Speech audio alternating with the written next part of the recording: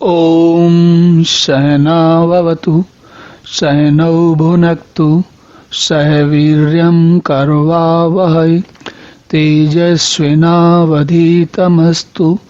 मा विद्विषावहै। ॐ शान्तिः शान्तिः शान्तिः। हरि ओम। तो भगवान अब कहते हैं इति क्षेत्रम तथा ज्ञानम ज्ञेयम च उक्तम समास्ता मद्भक्ता एतत् विज्ञाय मद्भावाय उपपद्यते।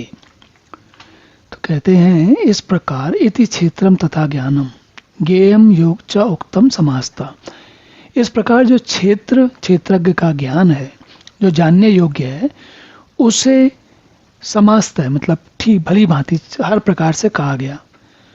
मद्भक्तम एतद् विज्ञाय, इसको जानने वाले मेरे भक्त मद्भावाय उपपद्यते, वो मेरे भाव में मुझ में पढ़ते हैं, मुझको पहुंचते हैं। उपपद्यते मतलब प्राप्त होते हैं।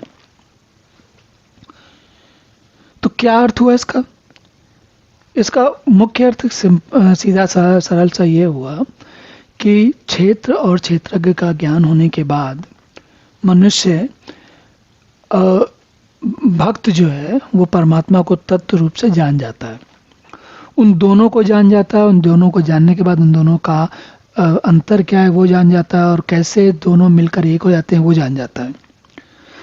और इसको हम एक प्रकार से यूं भी समझ सकते हैं, क्षेत्र क्या है? हमारे आसपास जो कुछ जगत दिख रहा है, ये पृथ्वी, आकाश, सूर्य, जल, धरती, वायु, जो कुछ भी है, ये सारा जगत, और बाकी के मनुष्य और बाकी जितने सारे प्राणी, और मनुष्यों और प्राणियों में भी हमारी सबकी अपनी मन, बुद्धि, अहंकार, और हमारा जो कुछ भी हम अपने बारे में जानते हैं, जिसे हम शरीर कहते हैं, मन, बुद्धि कहते हैं या जगत कहते हैं, ये सभी का सब क्षेत्र है।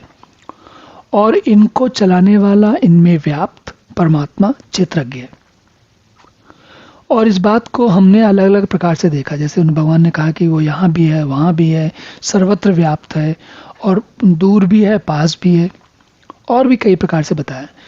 तो इस बात को हम जैसे जैसे धारण करते जाते हैं, जैसे जैसे इस बात को हम भली भांति समझ जाते हैं, तत्वतः समझ जाते हैं, वास्तविक रूप में समझ जाते हैं, हर प्रकार से समझ जाते हैं, तो हमारा जो मद भाव है, भगवान का भाव है या भगवान को जानने की स्थिति है, वो सघन हो जाती है, और हम वहाँ पहुँच जाते हैं जहाँ कि हम पहुँचना चाहते हैं।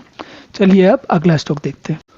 ओम पूर्णमदः पूर्णमिदं पूर्णात् पूर्णमुदच्यते पूर्णस्य पूर्णमादाय पूर्णमेवावशिष्यते।